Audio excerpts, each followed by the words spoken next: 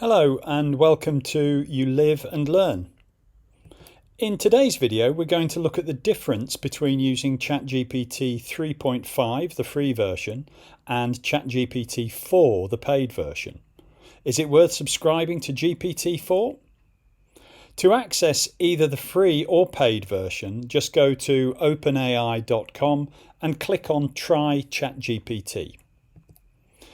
So let's start with GPT 3.5. What can it do?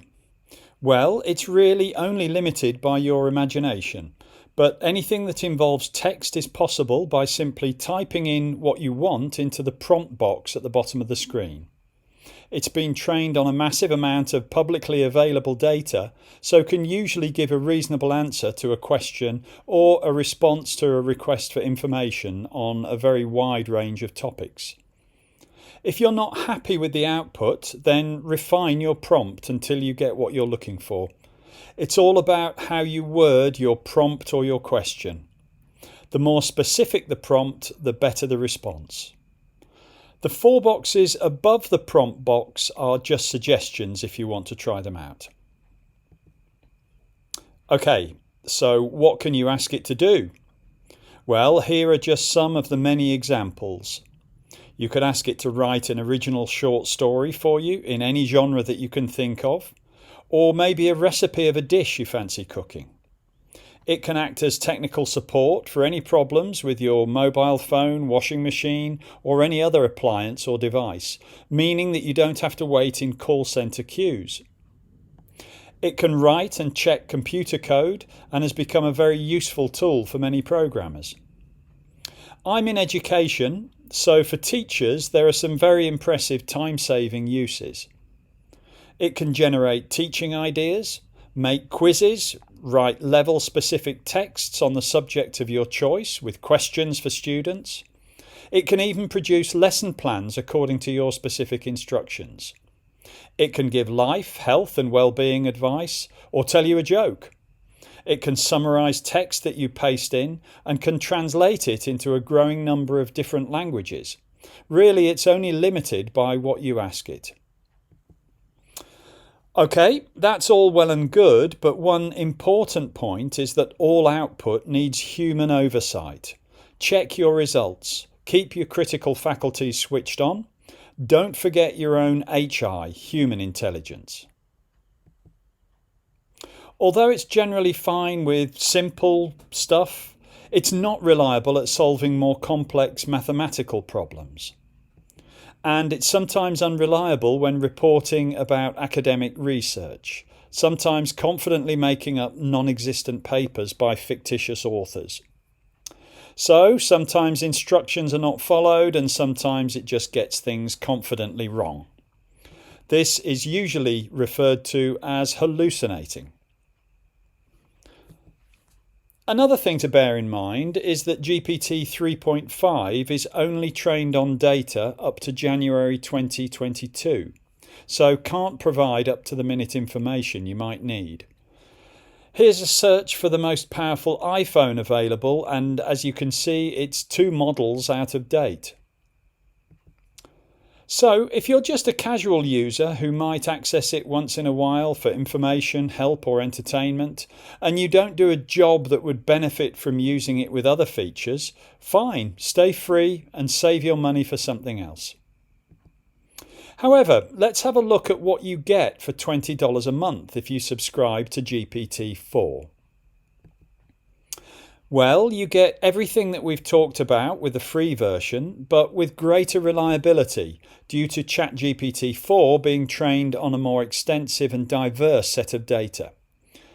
This has also reduced examples of bias that the free version can sometimes display in its answers. It's actually sometimes slower than 3.5 to give its responses, but if they're more reliable, then that seems fine. However, that still doesn't mean that you can trust everything it does. Again, check the output each time. As before, AI should not replace HI, but be a tool to help us and add to our human intelligence. So another difference with GPT-4 is that it's trained on more recent data than the free version. last updated to April 2023. So if we go back to that search for the most powerful iPhone that we looked at earlier and ask the same question with GPT-4, we can now see that it's telling us that the iPhone 14 Pro Max holds that position in April 2023. As well as that, another major feature is that it can access the internet in real time using Bing. So now we can ask it to tell us what the most powerful iPhone is today, and we get a list of results about the iPhone 15 Pro Max with details of its specs and clickable links to the sites where it found that information. So you can use it pretty much like a browser to find out about live music where you live, what the weather's like in Lima, and the latest news headlines in Thai language if you wish. But it's quicker than browsing and saves time scrolling through different sites.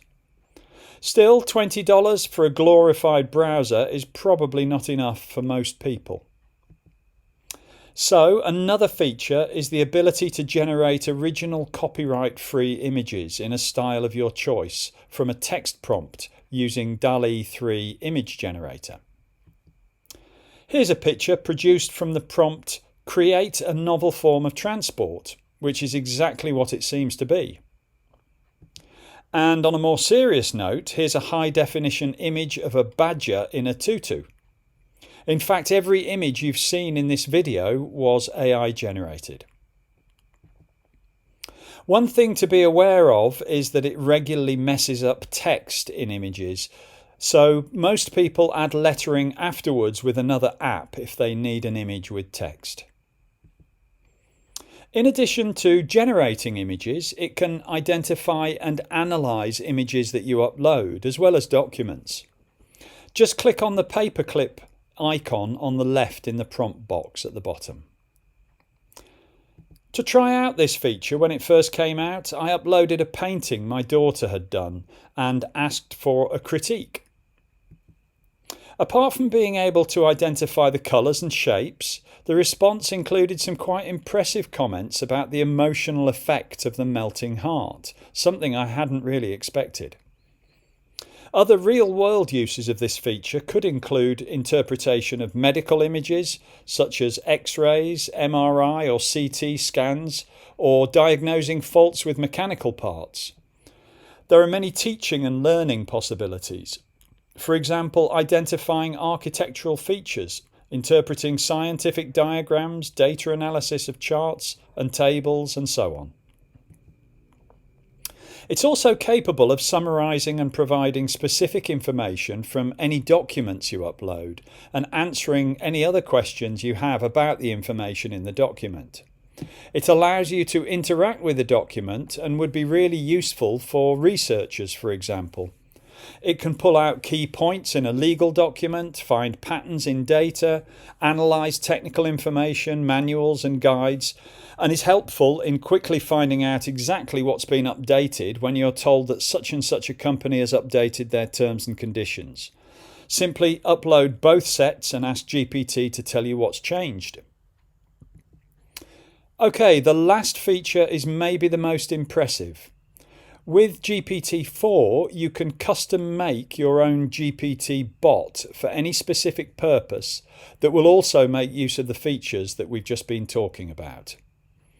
Think of a bot as a digital personal assistant, specialized for any topic you may need.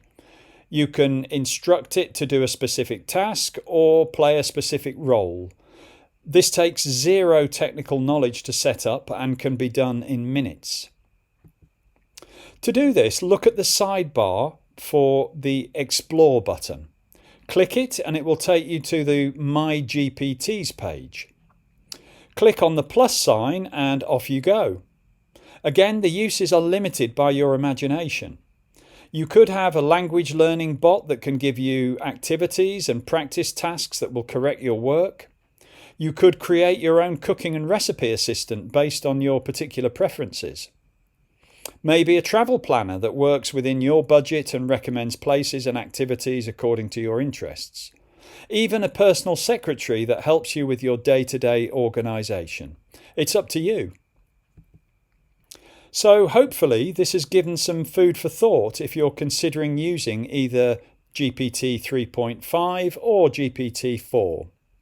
I'll go deeper into custom creating bots in another video, so look out for that. Please like and subscribe and feel free to leave comments below. See you next time.